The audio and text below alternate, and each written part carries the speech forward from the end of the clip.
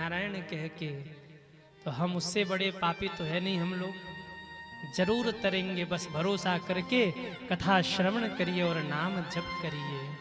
इसके बाद वृत्तासुर की कथा आई है और इसके बाद प्रहलाद जी महाराज की कथा आई है। ध्यान से सुनिए।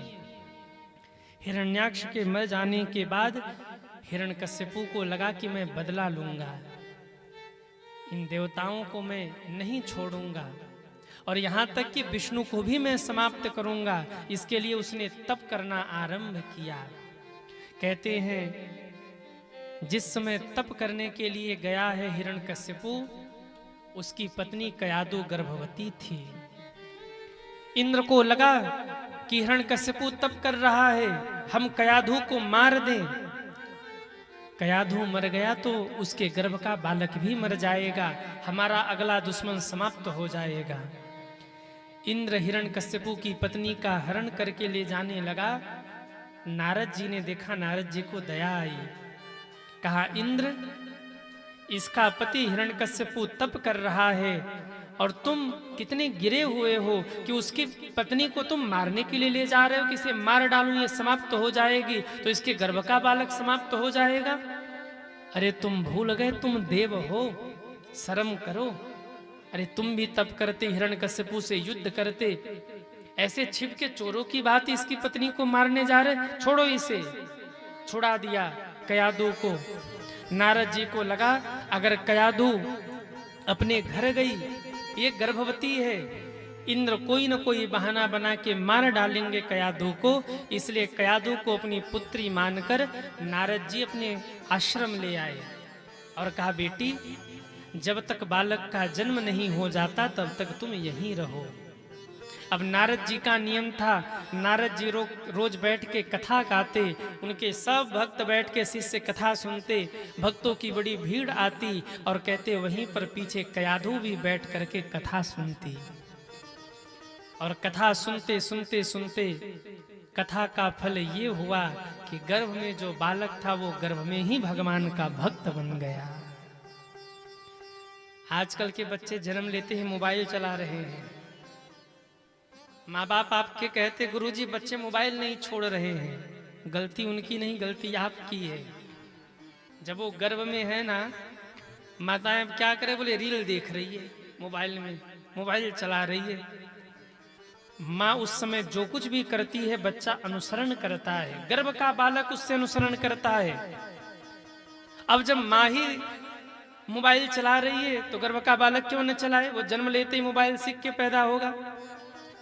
आप चाहते हैं कि जो बालक घर में जन्म ले भगवत भक्त हो, तो माताओं को उस समय विशेष सावधान रहना है जिस समय गर्भ में बालक हो।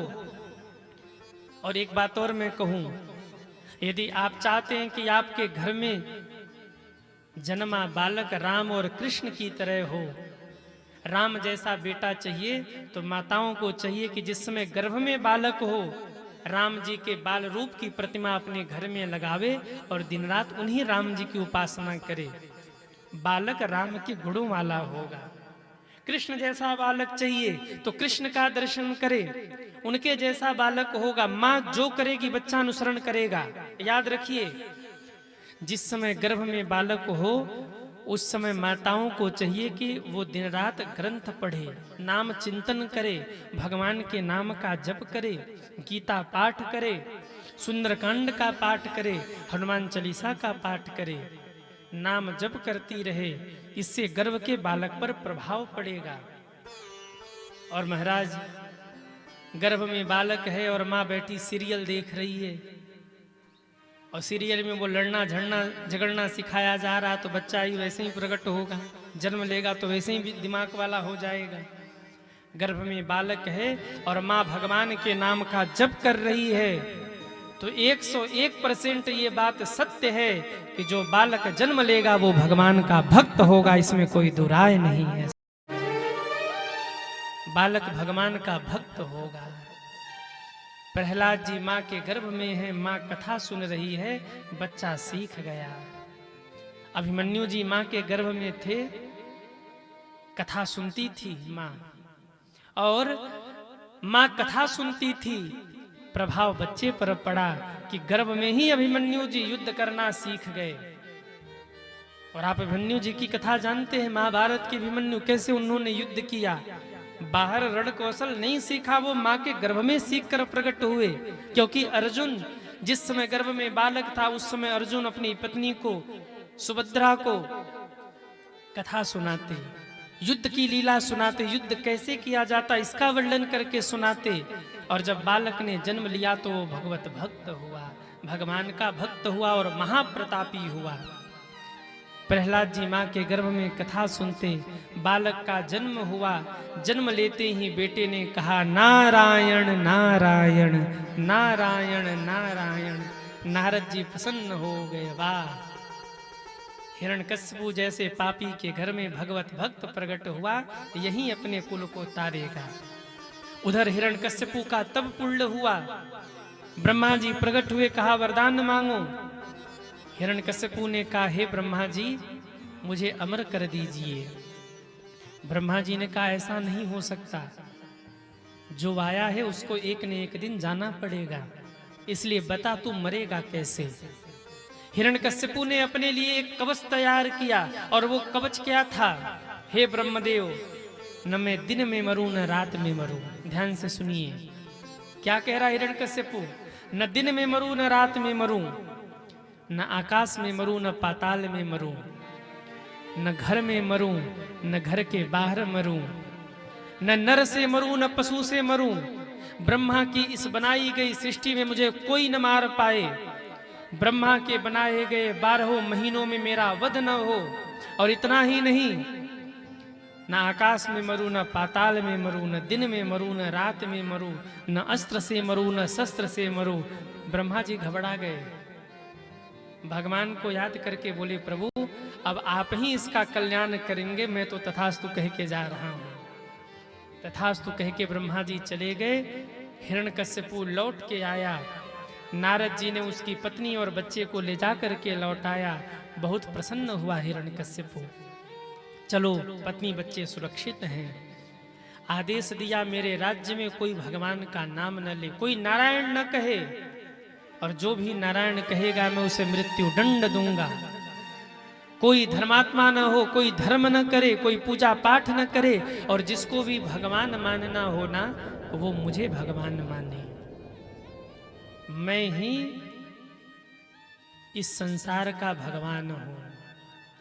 पाप अधर्म बढ़ा, तीनों लोक में त्राही त्राही, कोई हिरण्यकश्यपु के सामने खड़ा नहीं हो पा रहा।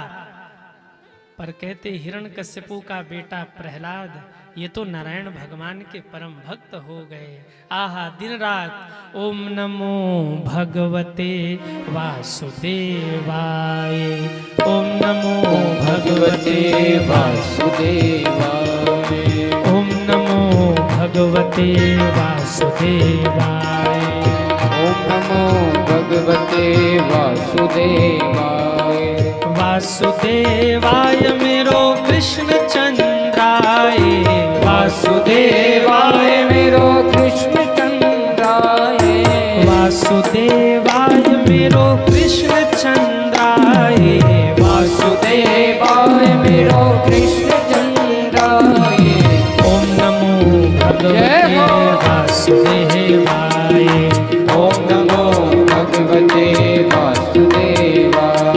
हाँ ओम नमो भगवते वासुदेवाय, ओम नमो भगवते वासुदेवाय। एक दिन हिरण्यकश्यपु ने सुना ये क्या गा रहा है, ओम नमो भगवते वासुदेवाय। बुला के कहा बेटा तुम्हारा भगवान कौन है। प्रहलाद जी ने कहा सबके भगवान तो एक ही है नारायण। उठा के पटक दिया धरती पर, मूर्ख मेरे दुश्मन का नाम लेता है। गुरुकुल में भेजा कि जाओ अपने गुरुकुल के जो गुरुजी थे उनको कहा कि इसके मन में बैठ गया कि नारायण भगवान है, मन से निकालिए और बताइए कि संसार का भगवान मैं ही हूं। पर बाहर प्रहलाद जी की भक्ति, प्रहलाद जी तो बदले नहीं, स्कूल के जितने विद्यार्थी थे सब के सब नारायण के भक्त बन गए प्रहलाद जी के कृपा से। अब क्रोध आया हिरण्यकश्यपु को। हिरण्यकश्यपु ने कहा था मैंने इसे विद्यालय भेजा था कि इसकी मति बदल सके, पर इसने अकेले पूरे विद्यालय के बच्चों की मति बदल दी। मैं इसे नहीं छोड़ूंगा। सैनिकों को आदेश दिया ले जा करके इसे पहाड़ से फेंक दो, खाई में गिर के मर जाएगा। सैनिक लेकर चले प्रहलाद जी को। प्रहलाद जी ने नेत्र बंद किया। जैसे ही सैनिक प्रहलाद जी को पहाड़ की चोटी से फेंकते हैं, प्रहलाद जी ने आवाज लगाया, ओम नमो भगवते वासुदेवाय। ओम नमो भगवते वासुदेवाय। ओम नमो भगवते वासुदेवाय। ओम नमो भगवते वासुदेवाय। सैनिकों ने प्रहलाद जी को फेंका। ऊपर से नीचे प्रहलाद जी आ रहे थे और नीचे चतुर्भुज रूप लेकर नारायण भगवान प्रकट हो गए। बोलिए नारायण भगवान की। जैसे एक माँ बच्चे को उठा लेती है, ऐसे बीच में ही भगवान ने उठा लिया गोद में। सैनिक महल तक पहुंचते इसके पहले ही भगवान ने प्रहलाद जी को महल में पहुंचा दिया। सैनिक जैसे ही महल में पहुंचे, महल से आवाज आई, ओम नमो भगवते वासुदेवाय। ओम नमो वासुदेव। अरे आप भी तो गाओ, प्रहलाद जी गा रहे हैं। ओम नमो भगवते वासुदेवाय। ओम नमो। सैनिकों को लगा ये तो प्रहलाद की आवाज है, पर हम तो उसे खाई में फेंक के आ गए। कौन गा रहा? महल में जाके देखा तो प्रहलाद जी गा रहे, ओम नमो भगवते वासुदेवाय। ओम नमो भगवते वासुदेवाय। एक ने कहा भैया कहीं भूत तो नहीं बैठा है? हम तो प्रहलाद जी को फेंक के आए थे, कहीं प्रहलाद जी मर गए हो और वहीं रूप बदल के आ गए हो, यहाँ बैठ गए हो भूत प्रेत बन के। दूसरे ने कहा नहीं भैया भूत प्रेत तो नहीं लग रहा, प्रहलाद ही लग रहा। जाके पास में देखा, स्पर्श किया तो प्रहलाद जी थे। दौड़े महाराज गजब हो गया, हमने पहाड़ से फेंका पर प्रहलाद बच गए। हिरण्यकश्यपु ने कहा एक काम करो,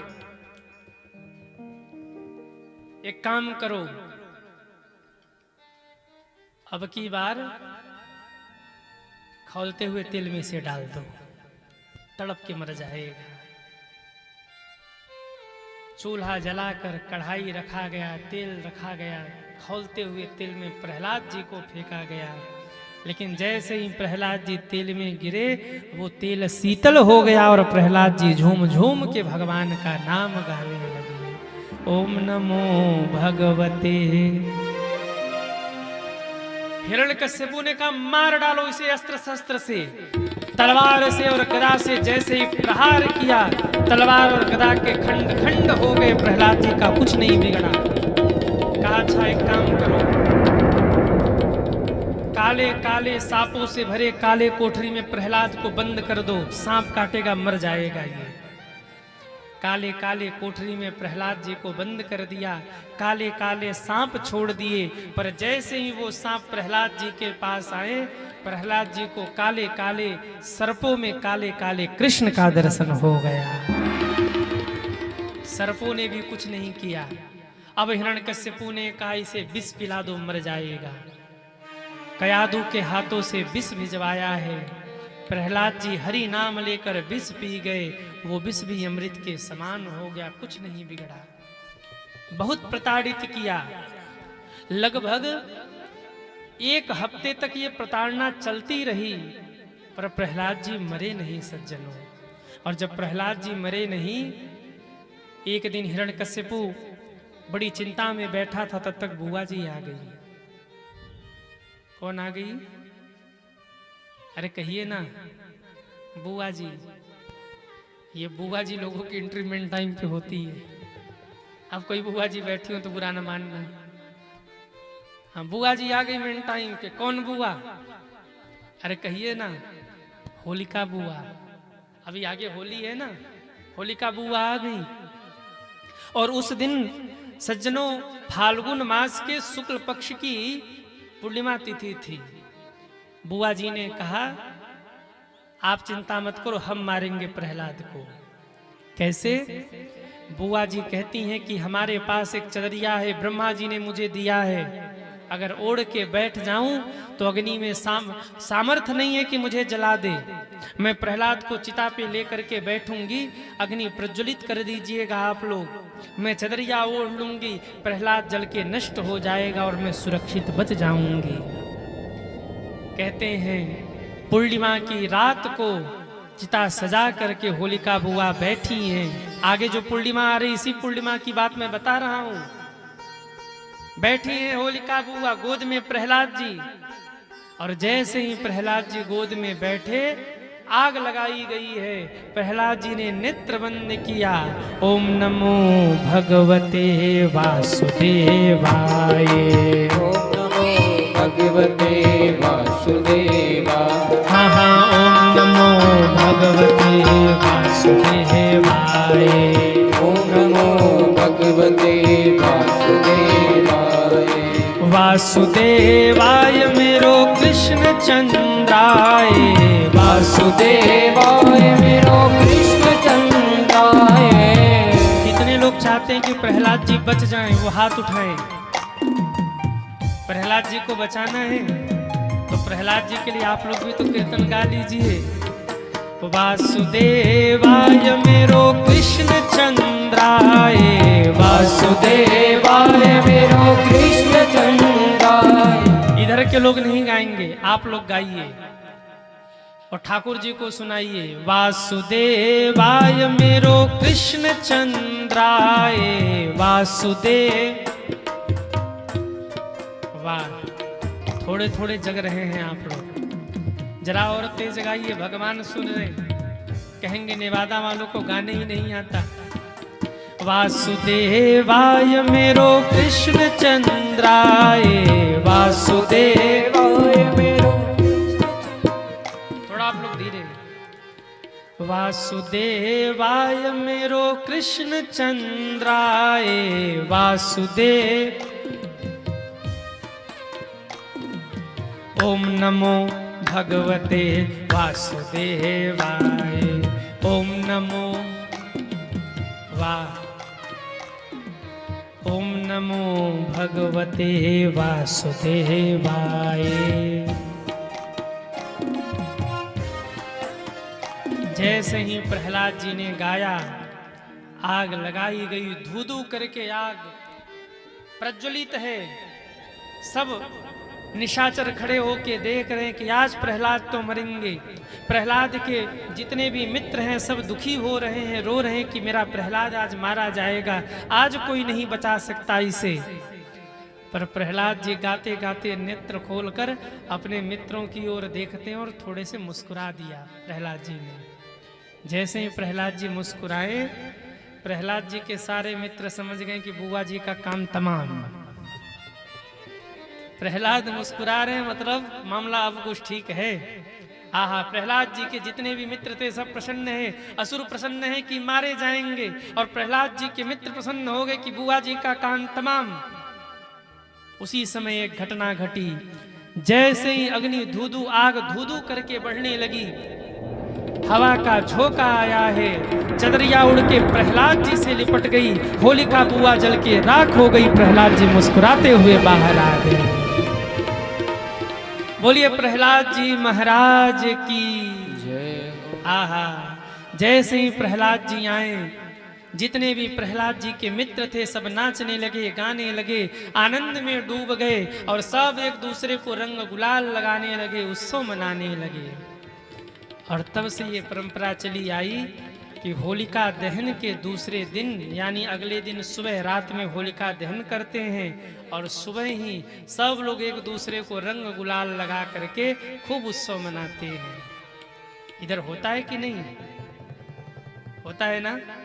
पर कई लोग होते हैं एक दूसरे को उठा उठा के कीचड़ में पटकते हैं। कई लोग एक दूसरे के कपड़े फाड़ देते हैं, हाँ? उठा उठा के गोबर में पटक देते हैं। तो भैया रंग गुलाल वाला तो है कि रंग गुलाल लगाना चाहिए, पर ये कीचड़ में क्यों पटकते हैं ये बात हमें आज तक समझ नहीं आई। एक बार हम सोच रहे थे तो हमें लगा कि हो सकता है कि प्रहलाद जी जब बचे हों तो वहां दो पार्टी के लोग थे, प्रहलाद जी के पार्टी के लोग और हिरण्यकश्यपु के पार्टी के लोग। तो प्रहलाद की पार्टी वाले एक दूसरे को रंग गुलाल लगा रहे थे और हिरण्यकश्यपु के टीम वाले एक दूसरे को कीचड़ में पटक रहे थे। अब आप समझ लेना, अब की बार होली पे जो एक दूसरे को रंग गुलाल लगाए वो प्रहलाद जी के पार्टी का, और जो एक दूसरे को कीचड़ में पटके वो, अरे बोलो ना, आप ही कह रहे हो, हम नहीं कह रहे। जो एक दूसरे को कीचड़ में पटके वो हिरण्यकश्यपु के पार्टी का। अब आप लोग झगड़ा मत कर लेना, पता लगा किसी ने कीचड़ में पटक दिया, तू हिरण्यकश्यपु की पार्टी का है, और मार पिटैया हो गई। सब एक दूसरे को रंग गुलाल लगाने लगे, आनंद मनाने लगे। सज्जनों, तब से हमारे यहाँ होली का उत्सव मनाया जाता है। और एक बात शायद आपको जानकारी न हो, मैं आपको बता दूं, होली के एक हफ्ते पहले से होलाष्टक शुरू हो जाता है। ये होलाष्टक क्या है और क्या क्या सावधानी रखनी चाहिए इस होलाष्टक के दिनों में, ध्यान से सुनिए। होली के एक हफ्ते पूर्व से होलाष्टक का आरंभ हो जाता है और इस होलाष्टक में किसी भी शुभ कार्य का आरंभ नहीं करना चाहिए। होली के एक हफ्ते पहले से इस बार होलाष्टक शुरू हो रहा है 24 फरवरी यानी कल से, और जिस दिन होलिका जलेगी होलिका दहन के साथ ही होलाष्टक का अंत होगा। होलाष्टक में कोई भी शुभ कार्य शुरू नहीं करना चाहिए। क्यों नहीं शुरू करना चाहिए? इसके पीछे कारण है सज्जनों। हिरण्यकश्यपु प्रहलाद जी को मारना चाहता था, पर होली के होलिका दहन के 7-8 दिन पहले से इसने प्रताड़ना का क्रम बहुत बढ़ा दिया था। जितनी भी आसुरी शक्ति थी हिरण्यकश्यपु ने सबको बुला लिया था प्रहलाद जी को मरवाने के लिए। जितनी भी अशुभ शक्तियां हैं सबको इसने जागृत कर दिया था प्रहलाद जी को मरवाने के लिए। और ये क्रम करीब 1 हफ्ते तक चलता रहा। कभी पहाड़ से फेंकवाया, कभी खौलते हुए तेल में फेंकवाया, कभी महाराज नागों से भरे घर में बंद करवा दिया। तो मानो भगवान ने ये कहा कि इन दिनों में मेरे भक्त ने कष्ट सहा है, इसलिए ये दिन होलाष्टक के नाम से जाना जाएगा। और इस दिन नाम जप की बड़ी महिमा होगी। कोई भी शुभ काम इन दिनों में शुरू नहीं करना चाहिए। जैसे शादी विवाह, होलाष्टक के दिनों में शादी विवाह नहीं करना चाहिए। नए मकान का आरंभ नहीं करना चाहिए। दुकान का उद्घाटन नहीं करना चाहिए। होलाष्टक के दिनों में होली के 1 हफ्ते पहले से कोई भी नई गाड़ी नहीं खरीदनी चाहिए। होलिका दहन के बाद ही आप खरीदिए, जब सम्मत जल जाए। 1 हफ्ते पहले से नई गाड़ी आप मत खरीद। कई लोग होते होली पे कोई नई वस्तु खरीद के लाते कि चलो होली पे नई गाड़ी खरीद लेते हैं। होलाष्टक के दिनों में शुभ काम करना वर्जित है। अगर शादी विवाह किसी का हुआ होलाष्टक के दिनों में तो विवाह तो होगा पर बहुत बनेगी नहीं, बहुत विवाह चलेगा नहीं। अच्छा, आप कहेंगे कि शुभ कार्य शुरू नहीं करना चाहिए और शुरू हो गया हो तो, अगर पहले से शुरू हुआ है तो उसमें कोई बाधा नहीं है। जैसे आप घर बनवा रहे हैं और 1 महीने पहले से ही काम शुरू हुआ, बीच में होलाष्टक आया, तब कोई दोष नहीं है। पर होली के 7 दिन पहले होलाष्टक के दिनों में आप नया घर मत बनवाइए, नई गाड़ी मत लीजिए, बच्चों का शादी विवाह मत करिए, नामकरण संस्कार नहीं हो, जनेऊ संस्कार नहीं हो, कर्ण भेदन संस्कार न हो, विवाह संस्कार न हो, इन सब का निषेध माना जाता है होलाष्टक में सज्जनों। और शायद इधर भी होता होगा, हमारे तरफ तो भी होता है, शायद आपके यहाँ होता हो न होता हो जानकारी नहीं, पर शायद ये क्रम हो कि होली की शाम को जिस दिन होलिका दहन होता है घर से कोई वस्तु ले जाकर के लोग होलिका में फेंकते हैं। इधर होता है कि नहीं होता? होता है ना? हमारे बनारस में भी ऐसा होता है। उस दिन लोग उपटन लगाते हैं और उपटन रगड़ करके उस उपटन को घर से कुछ उपली लेकर, घर की कोई पुरानी वस्तु लेकर ले जाकर होलिका में समर्पित करते हैं और होलिका के सामने नारायण भगवान का स्मरण करके कहते हैं, हे नारायण भगवान, हमारे घर के जितने भी अशुभ विचार हैं, नकारात्मक शक्तियां हैं, गलत विचार है, सब इसी होलिका के साथ जल करके समाप्त हो जाएं और हमारे घर में सद्भावना बढ़े, प्रेम बढ़े, आनंद बढ़े, समृद्धि बढ़े। ऐसी प्रार्थना करते हैं। क्योंकि ये जो होली के 7 दिन पहले का समय, होलाष्टक का समय, ये बड़ा रूखा समय होता है सज्जनों, बड़ा रूखा समय होता है। इन दिनों प्रकृति में बड़ा उलटफेर चलता है। आप देखिए, धीरे धीरे वृक्ष इन दिनों अपने पत्तों को गिराने लगते हैं धरती पर, क्योंकि अब उन्हें नवीनता में जाना है, नवीनता में प्रवेश करना है। इन दिनों अशुभ शक्तियां बहुत बढ़ जाती हैं, इसलिए कोई भी शुभ काम करने से, शुरू करने से पहले सोचना चाहिए, विचार करना चाहिए, फिर शुरू करना चाहिए। इन दिनों जो ताड़ना का क्रम था, हिरण्यकश्यपु ने बढ़ा दिया था और 7 दिनों तक ये ताड़ना का क्रम चला था। हिरण्यकश्यपु को था कि कैसे भी करके हमें प्रहलाद को मारना है, और वो 7 दिन ही होलाष्टक के नाम से जाना जाता है सज्जनों। और जब होलिका जल जाए तो होलाष्टक भी समाप्त हो जाता है, क्योंकि ताड़ना का अंत हो गया। होलिका जलने के बाद ही क्रोधित हुआ हिरण्यकश्यपु और थोड़े दिन रुक करके अस्थाई हो गया कि अब मैं क्या करूं, क्योंकि मेरे सारे अस्त्र शस्त्र फेल हो गए, बहन भी मारी गई, अब मैं करूं क्या। तो कुछ दिनों के लिए फिर जो अशुभ वृत्तियां होती हैं वो विराजमान हो जाती, बैठ जाती हैं, उनका प्रभाव कम हो जाता है। इसलिए इन होलाष्टक के दिनों में प्रयास करिए कि शुभ कार्य न शुरू करना पड़े, कोई नया कार्य न शुरू करना पड़े, और जो शुरू हो गया पहले से उसमें कोई दोष नहीं है। जैसे 24 तारीख से, कल से होलाष्टक शुरू है और आपने अपने मकान का नया मकान आप बनवा रहे हैं और 2-4 दिन पहले ही काम लगवा दिया तो कोई दिक्कत नहीं है। पर अब कोई सोचे कि 24, 25, 26, 27 में हम काम लगवाएं, तो थोड़ा रुक जाइए, सम्मत जल जाने दीजिए, होलिका जल जाने दीजिए। होलिका के 1 दिन बाद आप काम शुरू करवा दीजिए, वो आपके लिए शुभ होगा। जब होलिका जल जाए तो इसके बाद सारे शुभ कार्य शुरू कर देने चाहिए सज्जनों। और एक सावधानी और रखिए होलाष्टक में, कुछ लोग ऐसे होते हैं जो इन दिनों में दूसरों के ऊपर तंत्र मंत्र तोना टोटका करते रहते हैं।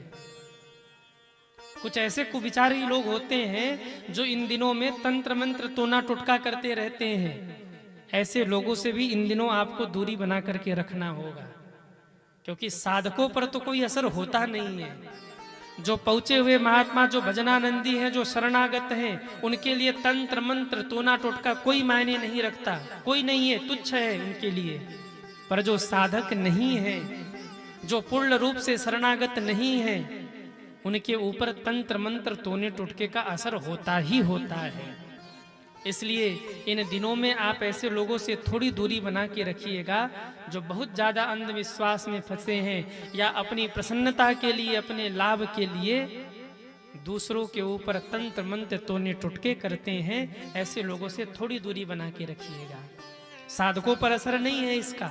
जैसे प्रहलाद जी को देख लीजिए, सारे तंत्र मंत्र यंत्र षड्यंत्र लगाकर हिरण्यकश्यपु थक गया 7 दिनों में, सारे अशुभ शक्तियों को जागृत करके थक गया, पर प्रहलाद जी का कुछ नहीं हुआ।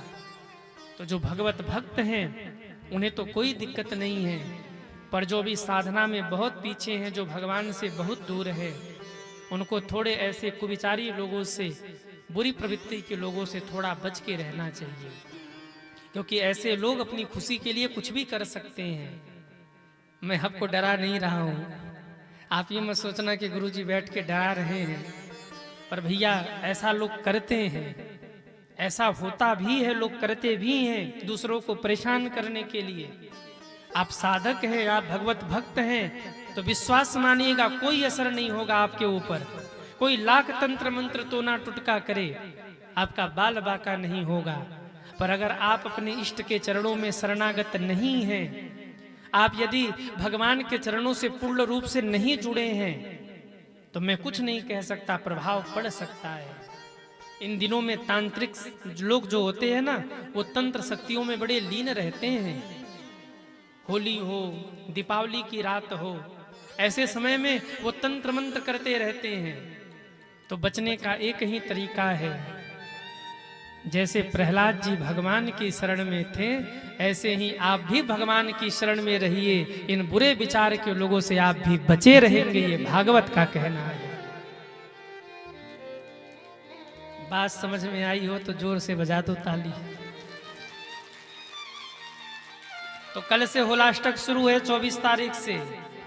आप लोगों को क्या करना है, जैसे प्रहलाद जी शरणागत थे, ऐसे ही आपको भी भगवान के चरणों में शरणागत हो जाना है और गाते रहना है, ओम नमो भगवते वासुदेवाय, ओम नमो भगवते वासुदेवाय, ओम नमो भगवते वासुदेवाय, ओम नमो भगवते वासुदेवाय, वासुदेवाय मेरो कृष्ण चंद्राय, वासुदेवाय मेरो कृष्ण चंद्राय, वासुदेवाय मेरो कृष्ण चंद्राय, वासुदेवाय मेरो कृष्ण चंद्राय। उठाइए दोनों हाथों को, ओम नमो भगवते वासुदेवाय, ओम नमो भगवते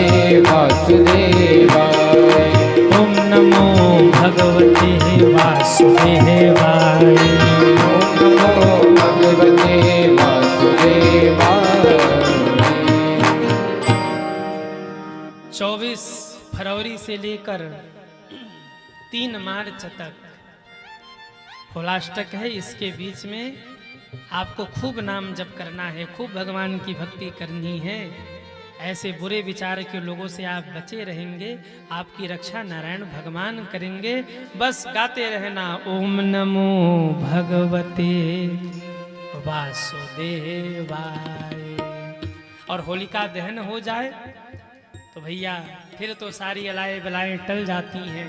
घर की कुछ वस्तु आपने ले जाके होलिका में फेंक दी और निवेदन कर दिया, प्रभु हमारे घर की रक्षा करना। जैसे आपने प्रहलाद जी को बचाया, ऐसे ही हमारे भी घर को बचाना, तो भगवान आपकी रक्षा अवश्य करते हैं। बोलिए नारायण भगवान की जय हो। होली की भी कथा हो गई। हाँ, आगे होली है और हम लोग होली की भी कथा सुनने पर। देखो इस बार होली में एक संशय भी है। होली के दिन ही ग्रहण भी लग रहा है। हम आपको कल परसों तक जैसे भी समय मिलेगा मैं आपको बताऊंगा कि उस ग्रहण काल में आपको करना क्या है। बहुत बड़ा लाभ ले सकते हैं आप ग्रहण काल में, अनंत सिद्धियां प्राप्त कर सकते हैं अपने घर में बैठे आप उस ग्रहण काल में। मैं आगे कल परसों तक उसकी भी चर्चा करूंगा। ग्रहण काल बहुत महत्वपूर्ण है। ग्रहण काल में जो साधना करते हैं ना, उस साधना का कोई मोल तोल नहीं है, वो अक्षय हो जाता है। कैसे आपको नाम जप करना है और ग्रहण काल में कैसे क्या क्या करना है, मैं कल परसों तक आपको सबकी जानकारी दूंगा। होलिका जल गई, अब हिरण्यकश्यपु की चिंता बढ़ गई। नगरवासियों ने तो एक दूसरे को रंग गुलाल लगाया, उधर रंग गुलाल उड़ रहे और इधर हिरण्यकश्यपु लाल लाल हो रहा। मैं कैसे मारूं इसको, मैं कैसे मारूं इसको। एक काम करता हूं, पहले नारायण को समाप्त करता हूं, फिर इसको मारूंगा। प्रहलाद तो मरेगा पर पहले नारायण को मारूंगा। प्रहलाद को सामने उपस्थित किया और कहता, बता प्रहलाद तेरा भगवान कहाँ है। प्रहलाद जी कहते, पिताजी जर्रे जर्रे में प्रभु है समाया, ढूंढने की जरूरत नहीं है। पिताजी मुझे तो कड़ कड़ में भगवान दिख रहे हैं, मुझे तो सृष्टि के कड़ कड़ में नारायण दिख रहे हैं।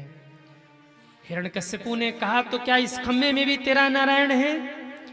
प्रहलाद जी बोले पिताजी इस खम्भे में भी नारायण बैठे हैं। उसने उठाया गदा और कहा अगर इस खम्भे में भी तेरा नारायण है तो मेरे प्रभाव से बचा लो अपने नारायण को। और जैसे ही गदा उठा के प्रहार किया है, खम्मा को फाड़ते हुए नरसिंह भगवान प्रकट हो गए।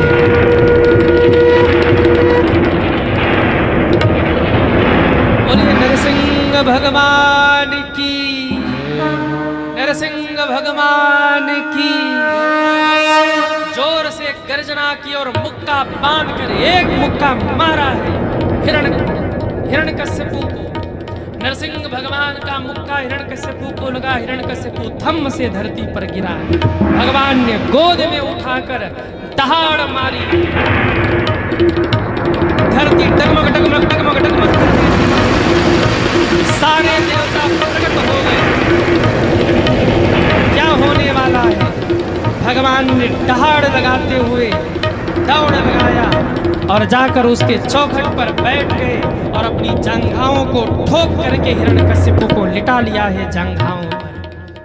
हिरण्यकश्यपु की ओर देखकर क्रोध में बोले बता तुझे अब कौन बचाएगा? हिरण्यकश्यपु हंसता है नहीं मार पाओगे नारायण, रूप बदल के आए हो पर तुम में हिम्मत नहीं है कि तुम मुझे मार सको। भगवान ने कहा क्यों? हिरण्यकश्यपु ने कहा मुझे वरदान है न आकाश में मरूंगा न पाताल में मरूंगा। भगवान ने कहा मूर्ख, ध्यान से देख, न आकाश में हूं न पाताल में हूं, मैं तो धरती पर बैठा हुआ हूं। कहा फिर भी नहीं मार सकते, मुझे ब्रह्मा का वरदान है, न घर में मरूंगा न घर के बाहर। भगवान ने कहा मैं तेरी चौखट पे बैठा हूं। कहा फिर भी नहीं मार सकते, ब्रह्मा के बनाए गए 12 महीनों में किसी महीने में नहीं मरूंगा। भगवान ने कहा इसीलिए मैंने तेरे लिए 13वां महीना बनाया जिसे अधिक मास कहते हैं।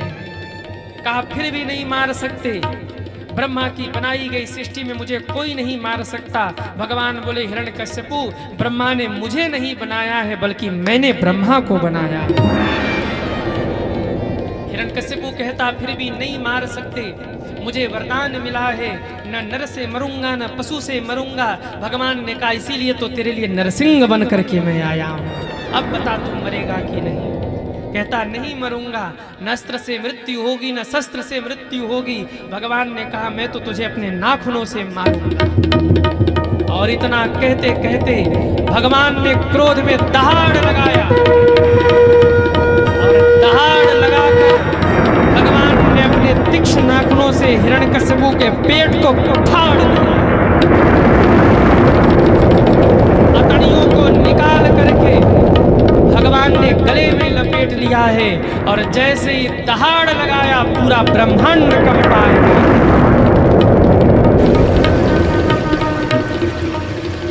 बोलिए नरसिंह भगवान की, नरसिंह भगवान की।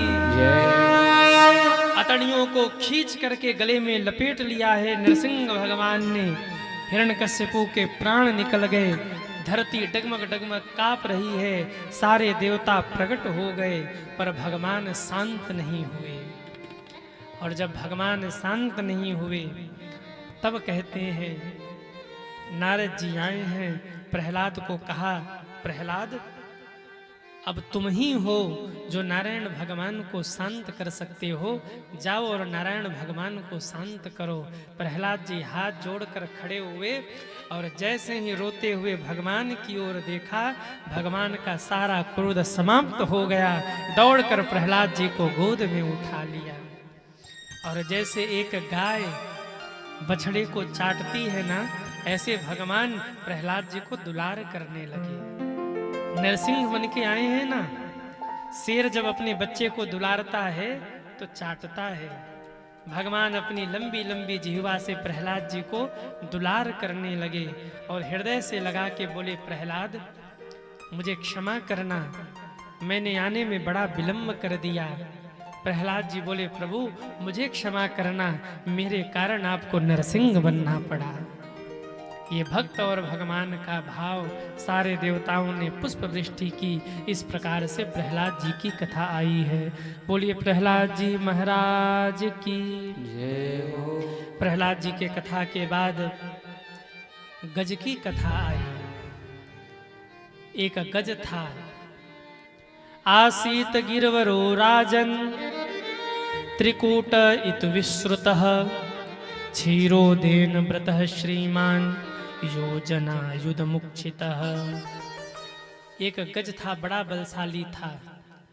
अपने बल के ऊपर, अपने परिवार के ऊपर उसे बड़ा अभिमान था। एक दिन सरोवर में स्नान करने गया, एक ग्राह ने पैर पकड़ लिया, पूरा परिवार साथ छोड़कर चला गया, गज अकेला बचा। जिन परिवार वालों को अपना मानता था ना गज, उन परिवार के लोगों ने साथ छोड़ दिया। और दुनिया का सत्य यही है, सुख के सब साथी, दुख में न कोई। आज आपके जीवन में सुख है ना, तो 10 लोग हाजी हाजी करेंगे। और आज आपके जीवन में दुख आ जाए ना, अपने भी छोड़कर चले जाएंगे।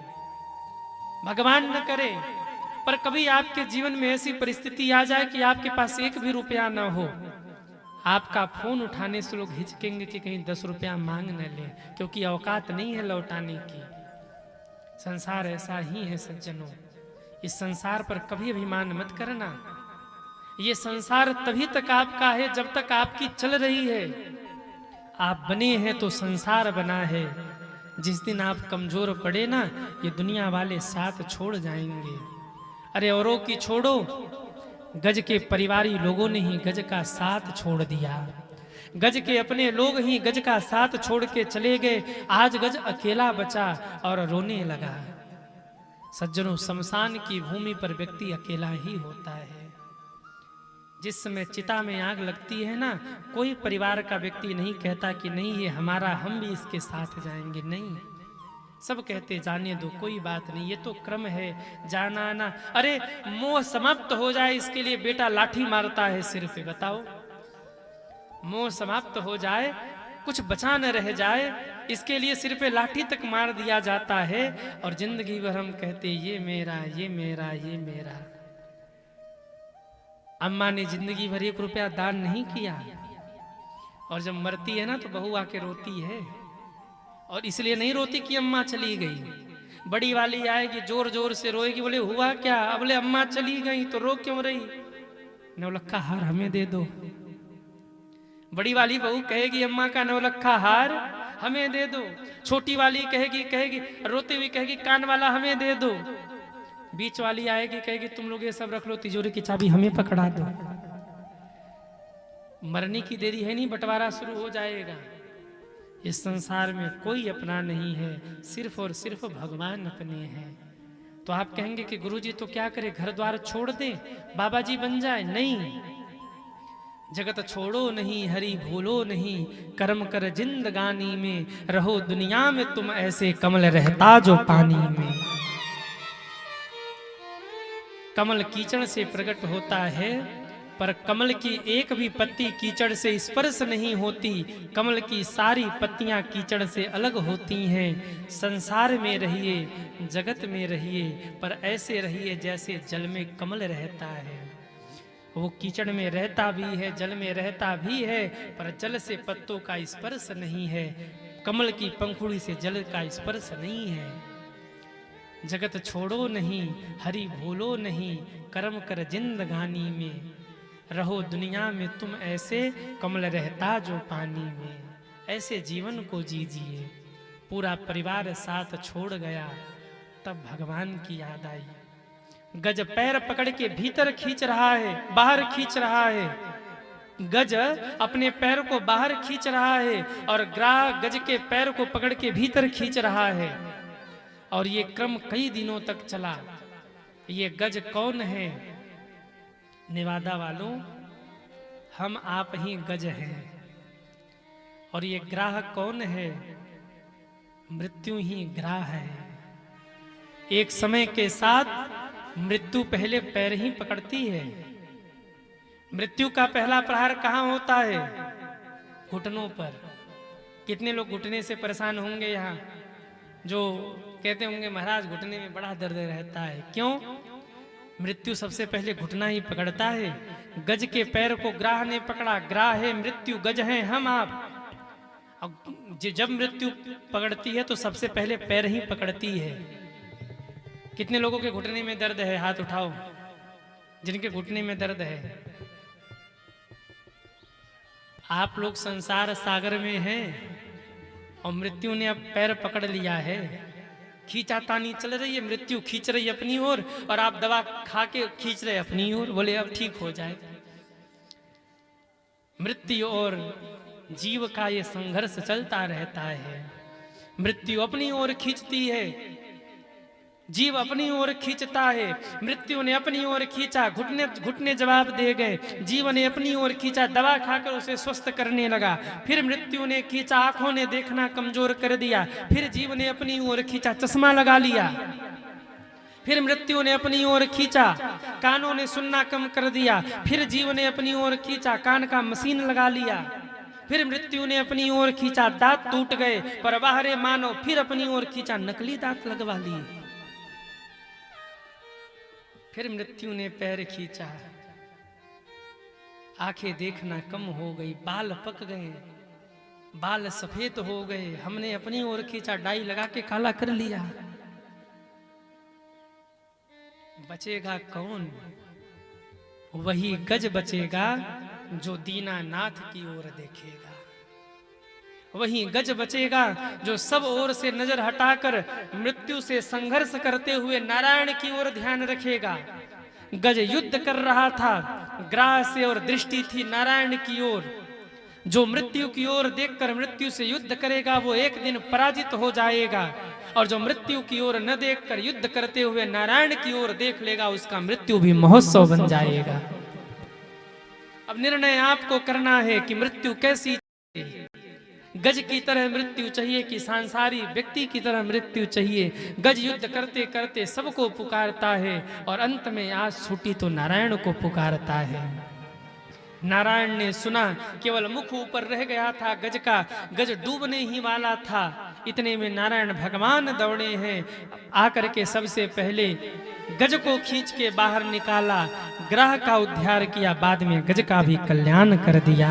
बोलिए हरि भगवान की जय हो। जब भगवान दौड़े, इतने वेग से दौड़े, भगवान को कोई देख न पाया। लक्ष्मी जी प्रकट हो गई। आप कहोगे कि महाराज वो कमल पुष्प आया कहां से? जो कमल पुष्प गज ने भगवान की ओर उछाला वो कमल पुष्प कहां से आया? साधारण से तालाब में अगर कोई बच्चा भी 5 मिनट उछल कूद कर लेना तो उस तालाब में जहां तक वो उछल कूद करता है वहां तक एक तिनका भी नहीं बचता, सब धूल धूसरित हो जाता है, सब मलिन हो जाता है, जल में ही सन जाता है। फिर इतना सुंदर कमल पुष्प आया कहां से? जहां कई दिनों तक गज और ग्राह का भयंकर युद्ध चला, पूरा सरोवर मथ गया, एक तिनका भी न बचा, वहां कमल पुष्प आया कहां से? कहते जिस समय गज ने हरि को पुकारा, नारायण तो दौड़े, पीछे पीछे लक्ष्मी भी दौड़ गई। जब लक्ष्मी ने आके देखा कि गज डूब रहा है, अब इसके पास कोई साधन नहीं है, तो कहते लक्ष्मी ने अपने हाथ वाला कमल गज के ऊपर फेंका और गज ने वही कमल लेकर नारायण को समर्पित कर दिया। नारायण ने रक्षा की, गज की उद्धार किया। लेकिन एक बड़ी रहस्य की बात यहाँ प्रकट हुई। जब गज की रक्षा हो गई तो लक्ष्मी जी हाथ जोड़कर खड़ी हुई और कहा, भगवान जब बैकुंठ से आप दौड़े थे तो हा हा करके दौड़ रहे थे, ये हा हा क्या था? वो गज कहता, जब मुझे बचा रहे थे तो आप थी थी कह रहे थे, ये थी थी क्या था? भगवान भावुक होकर बोले, मैं तो बस हाथी कह रहा था। यानी इतने जोर भगवान दौड़े कि हा बैकुंठ में रह गया था और थी धरती पर पहुंच गया। हाथी कहने में जितना समय लगता है ना, नारायण उतने समय में बैकुंठ से धरा पर उतर आए और गज को बचा लिया। सज्जनों, हाथी कहने में जितना समय रहता है, हा कहते कहते बैकुंठ छोड़ा और थी कहने में तो भगवान गज के पास पहुंच चुके थे। इसलिए लक्ष्मी को हा सुनाई दिया और गज को थी सुनाई दिया। हा और थी मिला दिया, क्या हो गया? हाथी। भगवान कह रहे थे हाथी पुकार रहा, हाथी बुला रहा, हाथी कहने में बचा लिया। गज ने हाथ जोड़कर प्रार्थना किया, भगवान प्रसन्न हुए, कल्याण किया।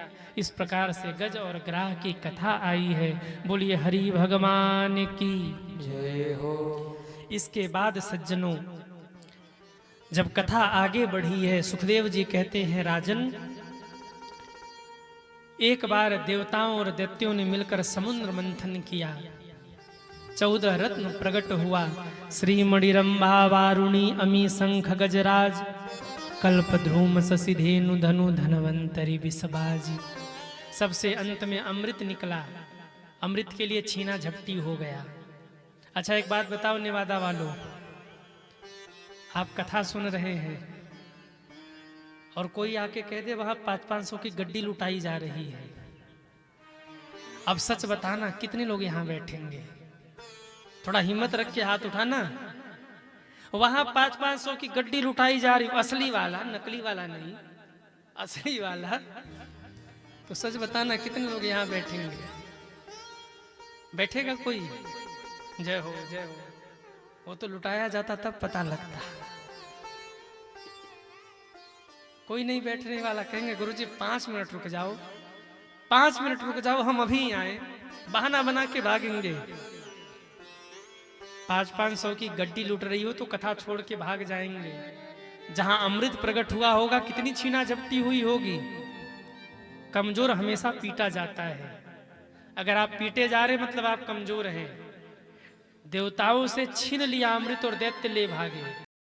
सिद्धांत ही कहता है तब तक पीटे जाएंगे, तब तक आप मार खाएंगे जब तक आप कमजोर हैं। बलशाली से कोई लगेगा? कहिए। कमजोर आदमी जो कुछ कर नहीं सकता उसको तो कोई भी कुछ बोल देगा। और शरीर से कोई पहलवान आदमी हो, 2-4 बोल के दिखाना, ये कहीं में जयराम जी की कर देगा? कोई नहीं बोलेगा पहलवान को। देवता थोड़े कमजोर हैं दैत्यों से, वो तो नारायण भगवान बचाते हैं देवताओं को। देवता कमजोर इसलिए है कि वो तप करना नहीं जानते। देवता कमजोर इसलिए है क्योंकि वो पुरुषार्थ करना नहीं जानते। देवता कमजोर इसीलिए है कि उनको लगता है कि भगवान तो हमारे साथ हैं, भगवान नारायण तो बचाएंगे हमें, हम अपनी मस्ती में मस्त रहते हैं, दिन रात स्वर्ग में पड़े रहते हैं। और दैत्य भले ही को विचारी होते हैं पर वो तप करते हैं। जितना तप दैत्यों ने किया उतना तप देवताओं ने कभी नहीं किया। पर दैत्य इसीलिए रह गए क्योंकि उन्होंने तप करके दूसरों का अहित सोचा, इसलिए वो सदैव दैत्य ही बने रह गए। दैत्य अमृत ले भागे, अंत में भगवान को आना पड़ा मोहिनी बन करके। बोलिए मोहिनी भगवान की जय हो। भगवान ने मोहिनी बन के अमृत लिया, देवताओं को पिला दिया अमृत, दैत्यों को पिला दिया मदिरा। एक असुर था जिसे पता लग गया, रूप बदल के देवताओं के बीच में जाके बैठ गया। भगवान ने जैसे ही अमृत दिया, अमृत कंठ से नीचे उतरा ही था। सूर्य चंद्रमा ने कहा प्रभु ये तो दैत्य है। भगवान ने सुदर्शन चक्र छोड़ा, उसका वध किया, 2 रूप बने। भगवान ने सोचा अब तो ये अमर हो ही गए हैं, इनको अपनी पार्टी में मिला लो। राजनीति में भी कई पलटू लोग होते हैं, पलट जाते हैं। जो ज्यादा ही उल्टा सीधा बोलता हो ना, बुद्धिमान लोग क्या करते राजनीति में, बोले इसको अपने पास मिला लो, अपनी पार्टी में रहेगा तो विरोध नहीं करेगा। भगवान ने कहा इनको हमारी पार्टी में मिला लो जल्दी से, क्योंकि अमर हो चुके हैं।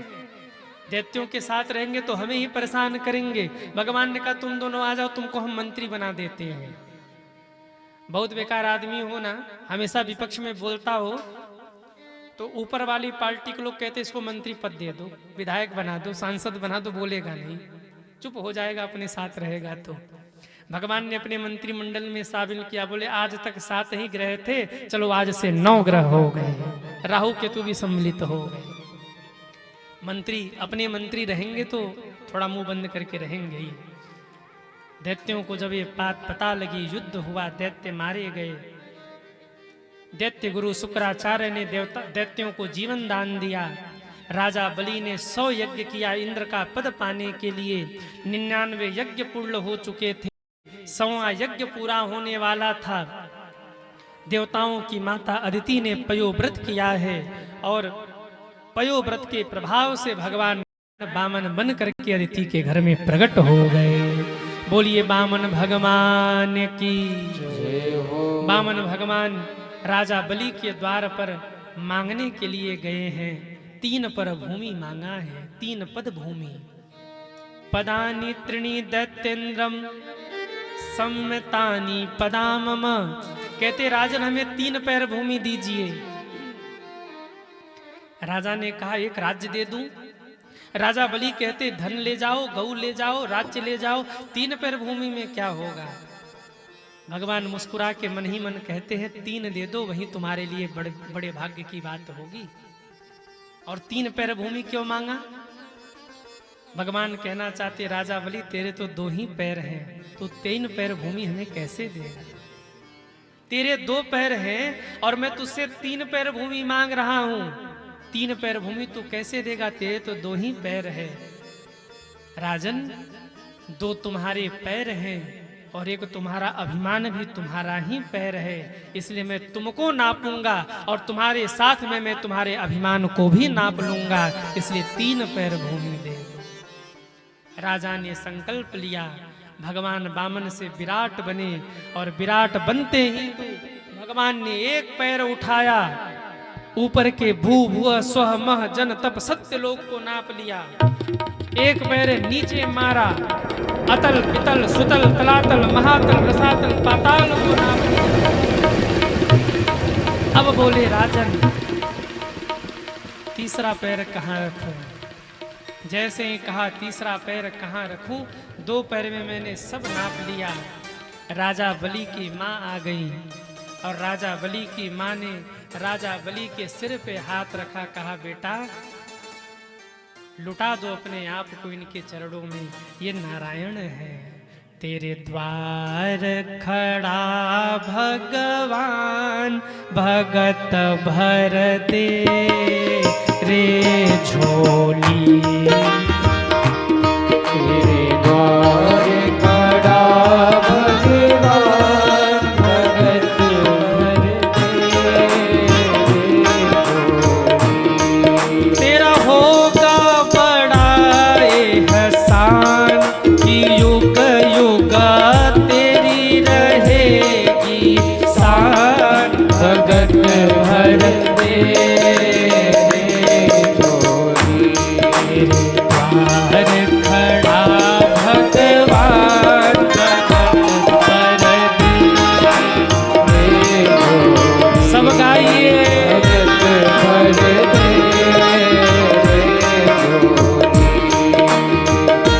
तेरा होगा बड़ा उपकार की युग युग तेरी रहेगी शान, भगत भर दे झोली। तेरे द्वार खड़ा भगवान भगत भर दे।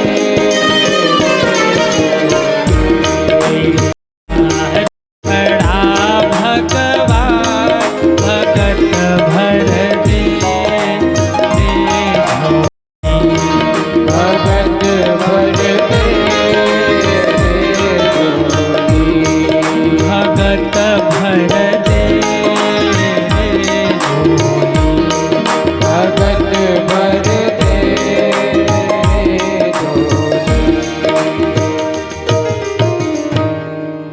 भगवान ने कहा 3रा पैर कहाँ रखूं।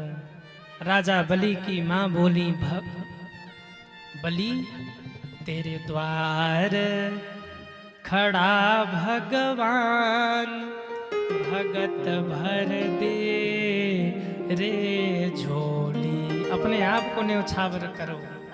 राजा बलि हाथ जोड़कर खड़े हुए, प्रभु 1 पैर में ऊपर के सारे लोगों को नापा, दूसरे पैर में नीचे के सारे लोगों को नापा, 3रा पैर मेरे सिर पर रखकर मुझे नाप लीजिए और मेरा भी कल्याण कर दीजिए। भगवान ने पैर उठाया, राजा बलि के सिर पर रखा, इतने जोर से दबाया कि अतल बितल को पार करके राजा बलि सुतल लोक में पहुंच गए। और भगवान ने कहा आज से आप सुतल लोक के राजा हो गए, अब आप सुतल लोक में ही रहिए। राजा बलि ने कहा, प्रभु आप भी मेरे यहाँ आ जाइए और मेरे यहाँ ही रहिए। मैं जब भी घर के बाहर निकलूं, घर के भीतर जाऊं, तब केवल आपका ही दर्शन हो। बांध लिया राजा बलि ने भगवान को प्रेम के बंधन में। भगवान चले गए सुतरलोक और गेटमैन बन के खड़े हो गए। वो तो लक्ष्मी जी गईं, रक्षा सूत्र बंधवाया रक्षाबंधन के दिन राजा बलि से। और जब राजा बलि ने कहा, बहन मांगो क्या चाहिए, तब कहा, बस ये द्वारपाल दे दो, ये द्वारपाल मुझे चाहिए। नारायण भगवान को मांग दिया। राजा बलि कहने लगे, नारायण भगवान को आप मांग रही, आप हैं कौन? लक्ष्मी जी ने कहा, नारायण को मांगने वाली तो लक्ष्मी ही हो सकती, मैं लक्ष्मी हूँ। आहा, राजा बलि चरणों में गिरे, बोले, आओ आओ बहन, मैंने तुम्हें बहन माना तो नारायण भगवान हमारे बहनों ही हो गए। अब तो ऐसे जाने नहीं देंगे, भैया के घर में कुछ दिन तो रुकना ही होगा आपको। कुछ दिन तक रुके, विश्राम किया भगवान ने। देव उठनी एकादशी को भगवान उठ करके फिर बैकुंठ पहुँचे और सृष्टि का कार्यभार संभाला। तब से नियम है, भगवान देवसैनी एकादशी को सुतरलोक जाते हैं, 4 महीने चतुर्मास में विश्राम करते हैं और देव उठनी एकादशी को उठकर फिर बैकुंठ में जाते हैं और अपना कार्यभार संभालते हैं। देव उठनी एकादशी के बाद तुलसी विवाह होता है। जब भगवान उठते हैं तो शालिग्राम और तुलसी का विवाह संपन्न होता है। और जब मंगलम भगवान विष्णु का विवाह होता है, तब से फिर लग्न मुहूर्त शुरू होता है और विवाह आदि के कार्य शुरू हो जाते हैं। देव उठनी के बाद उसके पहले 4 महीने चतुर्मास में विवाह शादी आदि मांगलिक कार्यक्रम बंद रहते हैं, क्योंकि मंगलम भगवान विष्णु तो शयन कर रहे हैं, तो मंगल कार्य कैसे हो सकता है। देव उठनी को भगवान उठते हैं और देव उठनी एकादशी को जब भगवान उठते हैं तो सारे मांगलिक कार्यों का आरंभ होता है। एक निवेदन मैं और करूं, यदि नारायण भगवान को आप प्रसन्न करना चाहते हैं तो एक काम करिए। कितने लोग चाहते हैं कि नारायण भगवान बहुत जल्दी प्रसन्न हो जाएं, वो हाथ उठाएं। जय हो। अगर नारायण भगवान को बहुत शीघ्र प्रसन्न करना हो तो आप लोग कोई व्रत रखिए न रखिए, एकादशी का व्रत जरूर रखिए। कितने लोग एकादशी रखते हैं, हाथ उठाएं। क्या बात है, यहाँ तो सब भगवत भक्त बैठे हैं। कोई व्रत रखिए न रखिए, एकादशी का व्रत अवश्य रखिए, क्योंकि